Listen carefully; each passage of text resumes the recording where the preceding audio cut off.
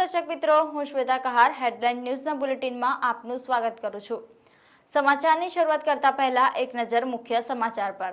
વડોદરા શહેરમાં L&T circle પાસે hit and રનની ઘટના બનતા ટ્રાફિક જામના દ્રશ્યો સર્જાયા। વડોદરાના ફતેગંજ વિસ્તારમાં આવેલી વિષ્ણુ કૃપા સોસાયટીમાં બન્યો ચોરીનો બનાવ। વડોદરા શહેર કોંગ્રેસ સમિતિ દ્વારા વોર્ડ નંબર 6 વારસિયા વિસ્તારમાં ગંદા પાણીના પ્રશ્ન અંગે આપવામાં આવ્યું આવેદનપત્ર।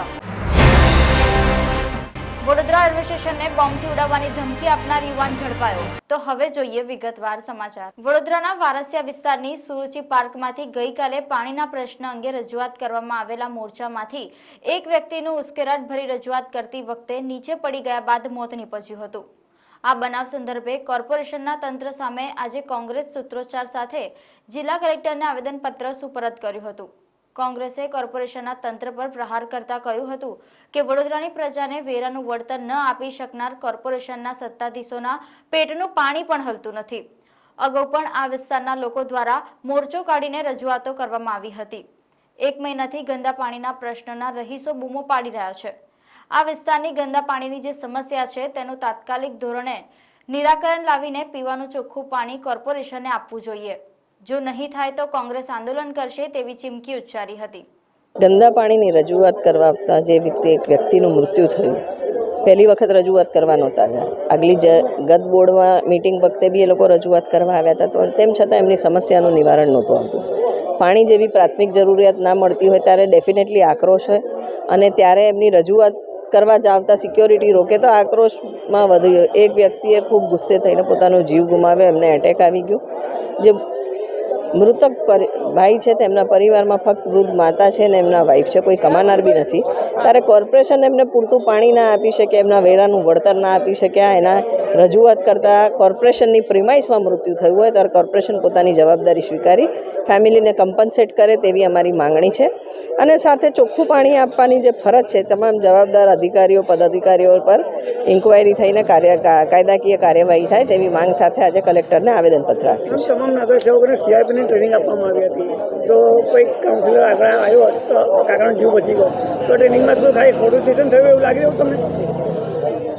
ટ્રેનિંગ સાચે પોતાની સ્વેચ્છાએ કોઈએ ટ્રેનિંગ લીધેલી હોય, કોઈને રેસ્ક્યુ કરતા આવડતા હોય તો ડેફિનેટલી ત્યારે ત્યાં એમને રેસ્ક્યુ કરવા જોઈતા હતા, પણ અનફોર્ચ્યુનેટલી ત્યાં ટ્રેનિંગ્સ બધી વ્યર્થ ગઈ અને રાજકીય રંગ આખી ઘટનાને અપાયો હોય એ રીતના તમામ જવાબદારો ત્યાંથી આગા પાછા થઈ ગયા અને વ્યક્તિની ડેડ બોડીને સીધું પ્રાઇવેટ દવાખાનામાં મૂકીને પછી એમના ફેમિલીને સોંપી દેવામાં આવ્યો।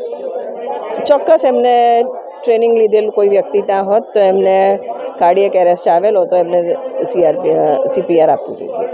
ઘટના નથી જાણી જોઈને મોતના મોડામાં નાખ્યા છે।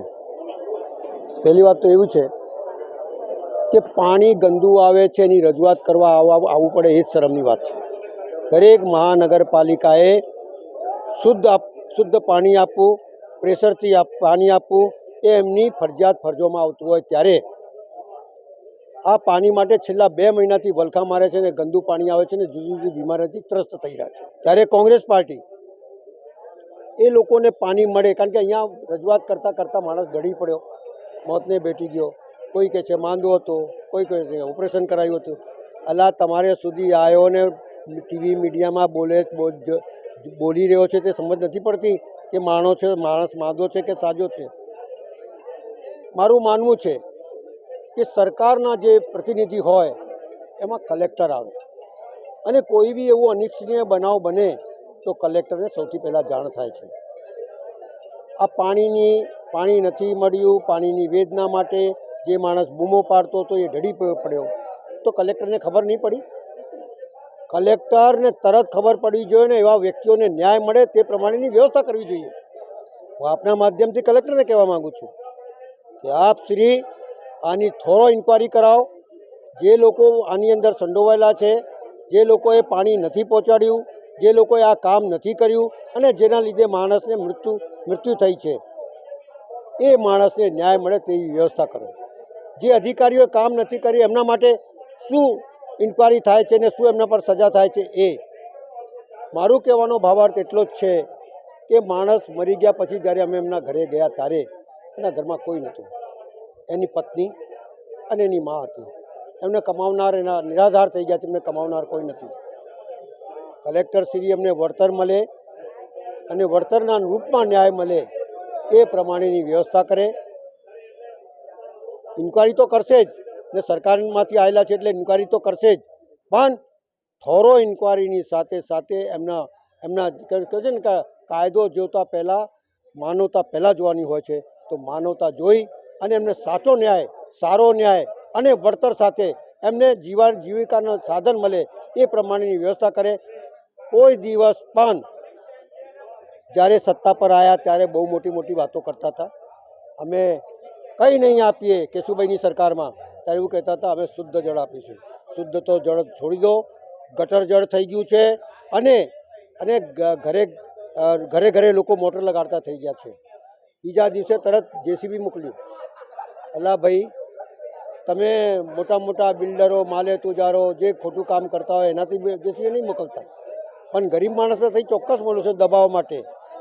એ લોકોને દબાવવા માટે જ પહેલી વખત આવ્યા ત્યારે જ કામ કરી દેવું હતું, પણ દબાવવા માટે અમારી સામે બોલશો તો તમને તમારું કામ નહીં કરીએ એ પ્રમાણેની જે માનસિકતા ભરાઈ ગઈ છે એ બંધ કરો. હું તો એમને બી કહું છું કે તમે પ્રજાના પ્રતિનિધિ છો, 5 વર્ષ માટે આવ્યો છો, એવું કામ કરો કે તમને લોકો યાદ કરે, એવું કામ ના કરો કે તમને લોકો ગાળો દેતા ફરે. અમારી માંગ છે કે ન્યાય મળે, વળતર મળે અને સાચી દિશામાં લોકોને, વડોદરા શહેરના નગરજનોને શુદ્ધ પાણી મળે એવી વ્યવસ્થા કરો. વડોદરા શહેરમાં તમે જુઓ કે હરની બોટકાંડમાં એક બાજુ 14 જણા નિર્દોષ નાગરિકોના મૃત્યુ થયા છે. સાથે સાથે હમણે જે પાણી બાબતે રજૂઆત કરવા આવેલા મોરચામાંથી એક આધેડ વ્યક્તિનું જે મૃત્યુ થયું છે, બહુ દુઃખદ બાબત છે. કોર્પોરેશનના સત્તાધારી પાંખના ભ્રષ્ટાચારી શાસનના કારણે આ રીતે વારંવાર લોકોના મૃત્યુ થઈ રહ્યા છે. આ બહુ દુઃખદ બાબત છે, બહુ ગંભીર બાબત છે. જે રીતે સત્તાના નશામાં જે ચકચૂર થઈ અને જે સત્તાધીશો લોકોને બેફામ જવાબ આપે છે, કોર્પોરેશનના અધિકારીઓ પર કોઈ પણ જાતનો કંટ્રોલ રહ્યો નથી. અધિકારીઓ જે રીતે આ એમના વર્તનના ભ્રષ્ટાચારી અને ઘમંડી વર્તનના કારણે જે નિર્દોષ નાગરિકો ભોગ બની રહ્યા છે, જે રીતે એક અંકલનું જે પાણીના મોરચામાં પાણીની રજૂઆત બાબતે અહીંયા આગળ કોર્પોરેશનમાં આવ્યા અને એમનું જે મૃત્યુ થયું, આ બહુ ગંભીર બાબત છે. એની માટે કાયદેસરની કાર્યવાહી કરે કલેક્ટર સાહેબ, એવી અમે રજૂઆત કરવા માટે આવ્યા છીએ કે ભાઈ આ પ્રકારની ઘટનાઓ જો વારંવાર શહેરમાં બનતી રહેશે તો વડોદરા શહેરના નાગરિકો જે કરોડો રૂપિયાનો વેરો ચૂકવે છે, આ વેરાને ટેક્સને ચૂકવ્યા પછી પણ એમને યોગ્ય વળતર મળતું નથી. અમે વિપક્ષના કોર્પોરેટરો વારંવાર રજૂઆત કરીએ છીએ કે ભાઈ લોકોને ચોખ્ખું પાણી આપો, સારી ડ્રેનેજની સુવિધાઓ આપો. ગંદુ મલિન તમે જુઓ કે ગંદુ પાણી, ગટર ઉભરાતું, ગટર મિક્સિત પાણી જ્યારે વડોદરા શહેરના નાગરિકો પી રહ્યા હોય ત્યારે એમનો અધિકાર છે કે કોર્પોરેશનમાં અધિકારીઓને કોર્પોરેટરને રજૂઆત કરે. પરંતુ કોર્પોરેશનના અધિકારીઓ, જાડી ચામડીના અધિકારીઓ જ્યારે ભ્રષ્ટાચારી શાસનનું કંઈ માનતા ન હોય ત્યારે ખરેખર બહુ દુઃખદ બાબત છે. અને આ ટોટલ જવાબદારી ભારતીય જનતા પાર્ટીની છે કે ભાઈ આ રીતે નાગરિકો પાસેથી કરોડોનો ટેક્સ લીધા પછી પણ એમને મૂળભૂત પાયાની જે સુવિધાઓ છે ચોખ્ખી સમયસર મળતી નથી.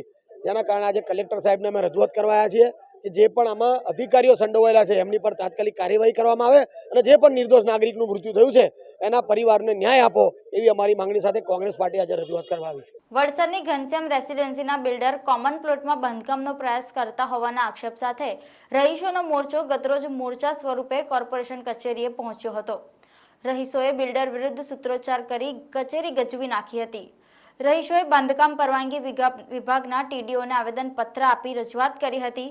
રહીશોએ આક્ષેપો કર્યા હતા કે ઘનશ્યામ રેસિડેન્સી બનાવનાર બિલ્ડર સંજય પટેલે અમને શરૂઆતમાં પેમ્પલેટમાં બતાવ્યું હતું તેવી સુવિધાઓ આપી નથી.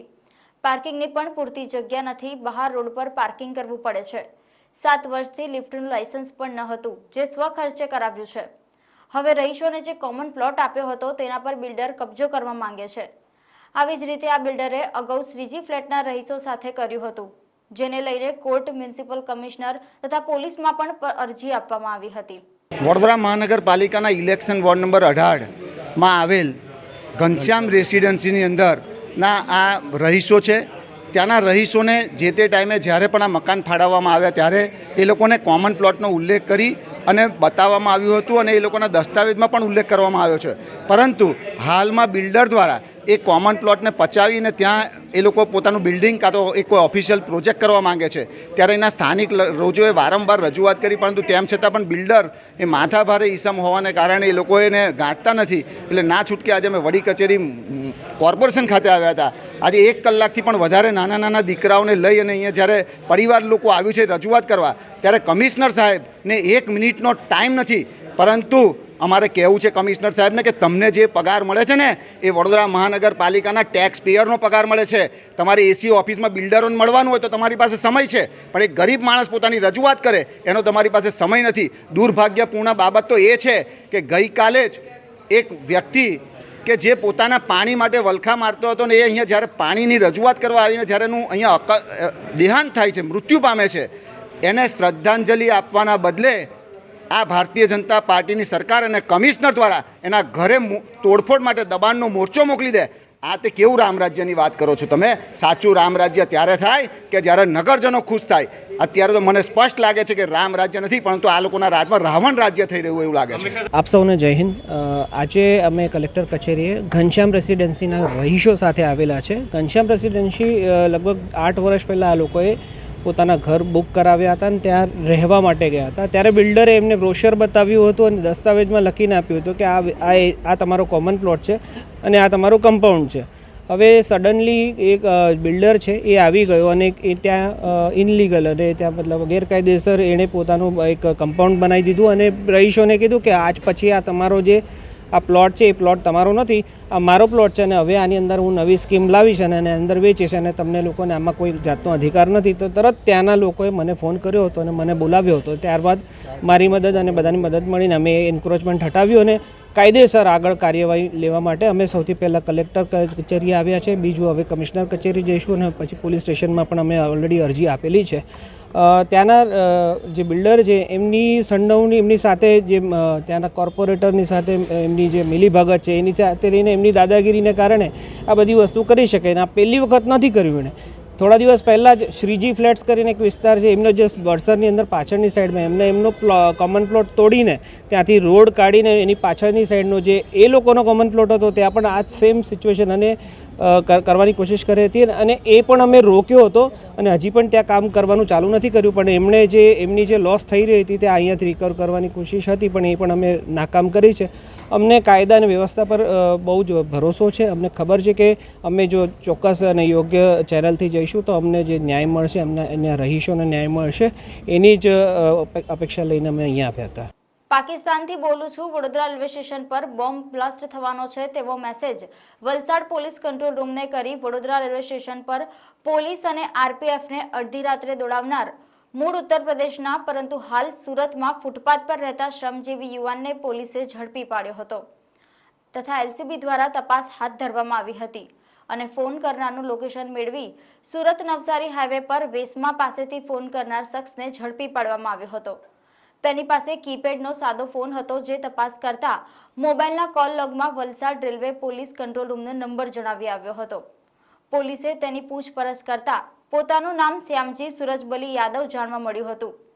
રાત્રે નશાની હાલતમાં ફોન કર્યો હોવાની તેણે કબૂલાત કરી હતી. પોલીસે તેને કોર્ટમાં રજૂ કરી વધુ પૂછપરછ માટે 1 દિવસનો રિમાન્ડ મેળવ્યો હતો. વડોદરા શહેરના લાલબાગ બ્રિજ નીચે શ્રમજીવીઓ માટે બનાવેલા રેન બસેરા રહેણાંક પાસે ડ્રેનેજના પાણી ઉભરાય છે. પાલિકા તંત્રને શું આની ખબર જ નથી, પરંતુ પાલિકા આંખ આડા કાન કરીને બેઠી છે. અહીં આવતા જતા વાહન ચાલકો કે રાહદારીઓ એના કારણે પોતાનું વ્હીકલ લઈને પણ પડે છે તો તેઓને સ્વાસ્થ્ય અને આર્થિક બંને રીતે નુકસાન થઈ શકે તેમ છે. અહીંના પ્રજાના પૈસાનો ખોટો વેડફાટ થઈ રહ્યો છે તે સ્પષ્ટ જણાઈ આવે છે. અમારા વિસ્તારમાં લાલબાગ બ્રિજના નીચે રેન બસેરા બનાવવામાં આવ્યું અને રેન બસેરા જે ગરીબ લોકો હોય એમને આપણે કંઈ અહીં મૂકવામાં આવે, એમને રાખવામાં આવે અને તમે જોઈ શકો કે તઈ કોર્પોરેશનની જ બિલ્ડિંગ કહેવાય, કોર્પોરેશનની જ માલિકી કહેવાય ને એમાં ડ્રેનેજ લાઇન નથી, એમને ખાર કૂવાથી ચલાવવું પડે છે. એટલે બહુ ગંભીર બાબત છે અને 12 માસે ખાર કૂવો ઉભરાતો હોય છે. ગટરનું પાણી બાજુમાં નાના બાળકો રમતા હોય છે અને એ ગટરનું પાણી રોડ પર ગયા પછી પેલું ચિકાસનું પાણી હોવાના લીધે નાના 2 વ્હીલવાળાને સ્લીપ ખાઈ જતા હોય છે, નાની મોટી ઈજા થાય છે અને દર 2-4 દિવસે આ ખારકુઓ ભરાઈ જાય. એટલે અમારી એવી માગણી છે કે અહીંથી લાલબાગ રેન બસેરાથી એસઆરપીના નાકા સુધી ડ્રેનેજ લાઇન તઈ મેન હોલ છે, એટલે તઈ લાઇન તઈ સુધી લાઇન છે, તો એ લાઇન એટલી લંબાવવામાં આવે. એના લીધે રેન બસેરામાં રહેતા લોકોને બી એક રાહત મળશે. બાજુમાં કોર્પોરેશનની પાણીની ટાંકી છે, એની તઈ પેલા ક્વાર્ટર્સમાં કર્મચારી પાણી પુરવઠાના રહેતા હોય છે, તો એ લોકોને બી એની ડ્રેનેજનો ઉપયોગ કરી શકશે. એટલે અહીંથી એસઆરપી સુધી ડ્રેનેજ લાઇન લંબાવવાનું કામ વહેલી તકે કરવું જોઈએ, એવી અમારી માગણી છે. તમે જોઈ શકો કે આ રેન બસેરા બનતું હતું ત્યારે અમે એ જ રજૂઆત કરી હતી કે આમાં ભ્રષ્ટાચાર થયો છે. તમે જોઈ શકો આ જે પથ્થરો લગાવે છે, મોટા મોટા ખાડા પડી ગયા છે, ભૂવા પડી ગયા છે. આને બારોમાસ આ ખારકુઓ ભરેલો જ હોય છે. એટલે વહેલી તકે જ્યારે કોર્પોરેશનની બિલ્ડિંગ હોય ને એમને પાસે ડ્રેનેજ લાઇન ના હોય, ડ્રેનેજ લાઇન ના નાખેલી હોય, એટલે બહુ ગંભીર બાબત કહેવાય. એટલે વહેલી તકે એસઆરપીના નાકા સુધી ડ્રેનેજ લાઇન લંબાવવામાં આવે, એવી અમારી માગણી. વડોદરા શહેરના કેવડાબાગ સામે આવેલો સરદાર માર્કેટ હાલ જર્જરિત અવસ્થામાં છે, જેને લઈને પાલિકા દ્વારા તમામ વેપારીઓને દુકાન ખાલી કરી દેવા માટે નોટિસ આપવામાં આવી છે. કોર્પોરેશન દ્વારા સરદાર માર્કેટની જર્જરિત ઇમારત તોડી પાડી તેના સ્થાને અન્ય આયોજન નક્કી કરવામાં આવ્યું છે, જેને લઈને વેપારીઓને સતત બીજી વખત નોટિસ આપવામાં આવી છે. જો કે વેપારીઓનું કહેવું છે કે જ્યાં સુધી તેમને વૈકલ્પિક વ્યવસ્થા નથી મળતી ત્યાં સુધી તેઓને ખસેડવામાં ન આવે, અને જ્યારે કંઈક નવું આયોજન ત્યાં કરવામાં આવે ત્યારે તમામ વેપારીઓને પણ તેમાં સમાવવામાં આવે તેવી વેપારીઓ દ્વારા માંગણી કરવામાં આવી છે. વેપારીઓ દ્વારા મ્યુનિસિપલ કમિશનર, મેયર, ચેરમેન સહિત તમામને આવેદનપત્ર આપી પોતાની રજૂઆત કરી હતી, અને આ તમામ વેપારીઓને વૈકલ્પિક વ્યવસ્થા કરી આપવા માટે કોંગ્રેસના નગરસેવકે રજૂઆત કરી છે. અમારા વિસ્તારમાં સરદાર માર્કેટ જે તઈ જર્જરિત છે એવી નોટિસ આપવામાં આવી ને બધા વેપારીઓને 5 દિવસની અંદર ખાલી કરી દેવાનું એવું વાત કરી.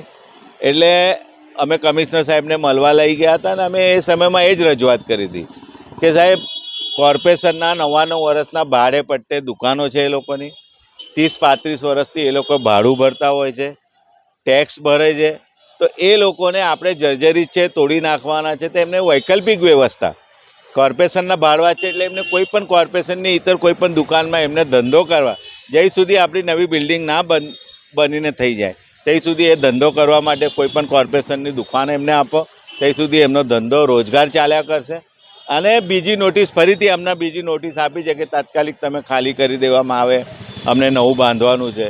પણ અમારી એક જ માગણી છે કે જ્યારે કોર્પોરેશનને ભાડવાત હોય તો એમને વૈકલ્પિક વ્યવસ્થા કરી આપવાની જવાબદારી કોર્પોરેશનની છે. અને જ્યાં સુધી વૈકલ્પિક વ્યવસ્થા એ લોકોને નહીં કરી આપે ત્યાં સુધી તોડવાનું ના હોય ખરેખર. એટલે અમારી વહેલી તકે એવી માગણી છે કે એમને કોઈ વ્યવસ્થા કરી આલે ને પછી જર્જરિત છે આપણે નવી બિલ્ડિંગ બનાવી શકો, એવી આજે અમે ગઈકાલે પણ માગણી કરી હતી ને આજે પણ અમારી એ જ માગણી છે.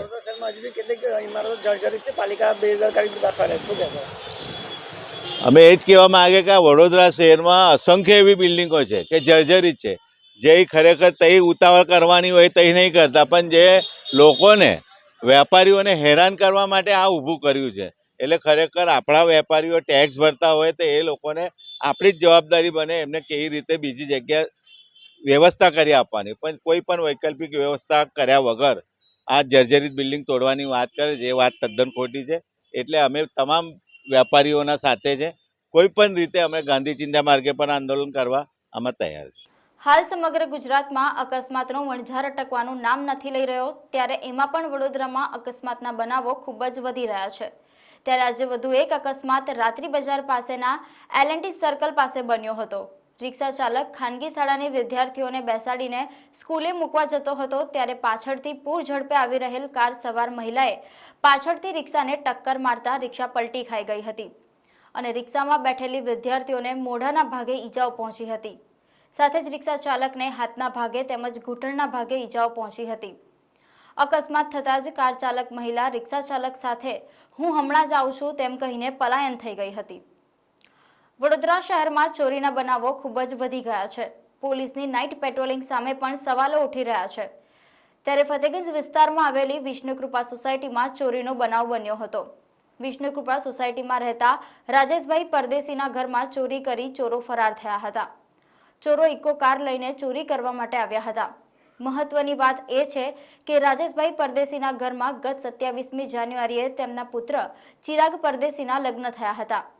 લગ્નને ગતરોજ 1 મહિનો જ થયો હતો અને ચોરો દુલ્હનના તમામ દાગીના અને કપડાં લઈને ફરાર થઈ ગયા હતા. સાથે જ તે જ સોસાયટીમાં રહેતા ભાવિન રાણાની બાઇક પણ ચોરી થઈ ગઈ હતી. ચોરીનો બનાવ સંદર્ભે ફતેગંજ પોલીસે ફરિયાદ નોંધી આગળની કાયદેસરની કાર્યવાહી હાથ ધરી છે.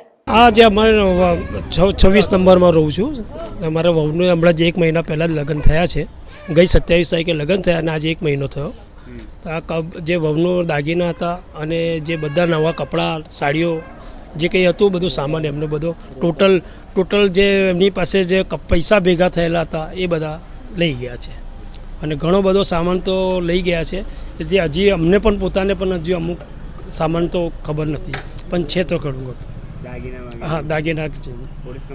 પોલીસ કમ્પ્લેન કરી દીધી છે. રાજેશ પરદેશી. આમાં છે ને સાહેબ, અમે બાજુના બિલ્ડિંગમાં અમે લોકોએ કેમેરા ચેક કર્યા અને કેમેરા ચેક કર્યા એમાં એવું દેખાઈ આવે છે સ્પષ્ટ કે એક ઇકો ગાડી આવી અને ઇકો ગાડીમાંથી અગાઉ પહેલાં બે ને 36 4 જણા આવે છે. એક લેડીઝ હોય છે અને 3 જેન્ટ્સ હોય છે. એ લોકો અંદર આવે છે, અમારી સોસાયટીમાં ઘૂસે છે. પછી 5:30ની વચ્ચે ઇકો ગાડી આવે છે, એમાં 3 જણ હોય છે. એક ડ્રાઈવર હોય છે બેસેલો અને 2 જણા અમારી સોસાયટીમાં અંદર ઘૂસે છે. અને પછી સામાન જે ચોરેલો છે દોડતા આવીને એ ગાડીમાં મૂકે છે. અને પછી અમારી બાજુમાં જે બાઇક પડી હતી એ બાઇક બી ખોલી એ લોકોએ અને બાઇક અમારા સોસાયટીમાંથી બહાર લઈ ગયા અને બાઇકમાંથી એ લોકોએ સામાન બધો જે મૂકેલો અંદરથી કાઢેલો એ મૂકી અને જે ભાઈ મૂક્યા જે ઇકો ગાડીમાં જેમણે સામાન મૂક્યો ને એ બાઇક પાછી ચેન્જ કરી લીધી. બેઉ જણે અદલા બદલી કરી લીધી માણસોએ. બાઇક જે લઈને આવ્યો હતો ને એ ઇકોમાં બેસીને ગયો અને જે બીજો જે ભાઈ હતો એ બાઇક લઈને બીજી સાઈડ જતો રહ્યો અને ઇકો લઈને આમ જતા રહ્યા. આ સવારે લગભગ 5:30 થી 6:30ની વચ્ચે થયું છે આ બનાવ. પણ એ લોકો ચોર તો રાતે 2 વાગ્યાના 2:30 વાગ્યાના અંદર ઘૂસેલા બતાવે છે. અમે સીસીટીવી ફૂટેજમાં જોયું તો અમને ત્યાંથી જાણવા મળ્યું કે આવી રીતે એ લોકો 2:30 વાગ્યાના અંદર ઘૂસ્યા છે. પોલીસ કમ્પ્લેન કરી છે અને પોલીસમાં આવ્યા હતા અમારી સાથે. એમણે બી સીસીટીવી ફૂટેજ ચેક કર્યા છે. પણ એ જે ઇકો ગાડી જે હતી ગ્રે કલરની, એ લોકોએ પણ એવું, મેડમનું એવું કહેવું છે કે આ ઇકો ગાડીવાળાએ પણ બહુ આતંક મચાવ્યો છે. બરોડા શહેરમાં બહુ ચોરી કરી છે. છોટાઉદેપુર જિલ્લા કોંગ્રેસના દિગ્ગજ નેતા અને રાજ્યસભાના સાંસદ અને પૂર્વ રેલવે રાજ્યમંત્રી નારણભાઈ રાઠવા તેઓના પુત્ર સંગ્રામસિંહ રાઠવા સાથે ગઈકાલે ભારતીય જનતા પાર્ટીમાં ગાંધીનગર કમલમ ખાતે જોડાયા હતા. જેને લઈને તેઓના નિવાસસ્થાને છોટાઉદેપુર જિલ્લા ભાજપના પૂર્વ પ્રમુખ અને છોટાઉદેપુર લોકસભાના સંયોજક જશુભાઈ રાઠવા, તાલુકા ભાજપ પ્રમુખ કાળુભાઈ નાયકા, છોટાઉદેપુર તાલુકા પંચાયત પ્રમુખ કલ્પનાબેન રાઠવા, જિલ્લા ભાજપના યુવા નેતા સંગ્રામસિંહ રાઠવા, જિલ્લા પંચાયતના કારોબારી અધ્યક્ષ શર્મિલાબેન રાઠવા, પ્રદેશ મહિલા મોરચાના આમંત્રિત સભ્ય લીલાબેન રાઠવા સહિત તાલુકા ભારતીય જનતા પાર્ટીની ટીમે તેઓના નિવાસસ્થાને તેઓને ફૂલહાર પહેરાવી સ્વાગત કર્યું હતું. છોટાઉદેપુરના દિગ્ગજ નેતા આદરણીય નારણભાઈ રાઠવા, જે ભારત સરકારના પૂર્વ રેલ રાજ્યમંત્રી અને હાલના રાજ્યસભાના સાંસદ, ભારતીય જનતા પાર્ટીમાં ગઈકાલે જોડાયા છે. ત્યારે આ છોટાઉદેપુરના તમામ ભારતીય જનતા પાર્ટીના કાર્યકર્તાઓએ એમનું ઉમળકાભેર સ્વાગત કર્યું છે. અને હું પોતે નારણભાઈ રાઠવા સાહેબ સાથે 32 વર્ષ પહેલાં પાર્ટીના એક નાના કાર્યકર્તા તરીકે કામ કરેલું ને હવે ફરી પાછો નારણભાઈ રાઠવા સાહેબ અને સંગ્રામસિંહ રાઠવા સાહેબ સાથે મને કામ કરવાનો અવસર મળ્યો છે. ત્યારે આ વિસ્તારના આદિવાસીઓની સેવા કરવા માટે નારણભાઈ સાથે અમે કટિબદ્ધ છીએ અને એમનું ભારતીય જનતા પાર્ટીમાં સમગ્ર છોટાઉદેપુર તાલુકાના કાર્યકર્તાઓ, સરપંચશ્રીઓ, તાલુકા પંચાયત સભ્યો, જિલ્લા પંચાયત સભ્યો અને સંગઠનના તમામ આગેવાનો એમનું હૃદયથી સ્વાગત કરીએ છીએ અને આવકારીએ છીએ. અને આવો સાથે મળીને આપણે આ વિસ્તારની અંદર જે નરેન્દ્રભાઈ મોદી સાહેબની વિકાસની યાત્રા છે એમને વધુ વેગ બનાવીએ અને આ વિસ્તારના લોકોને સરકારનો લાભ અપાવીએ. એ જ અભ્યર્થના. વંદે માતરમ. ભારત માતા કી જય. જેતપુર સિટી પોલીસ દ્વારા 13 તુજકો અર્પણ કાર્યક્રમ અંતર્ગત જેતપુર વિસ્તારમાંથી ગુમ થયેલા મોબાઈલ મૂળ માલિકને પરત કરાયા હતા.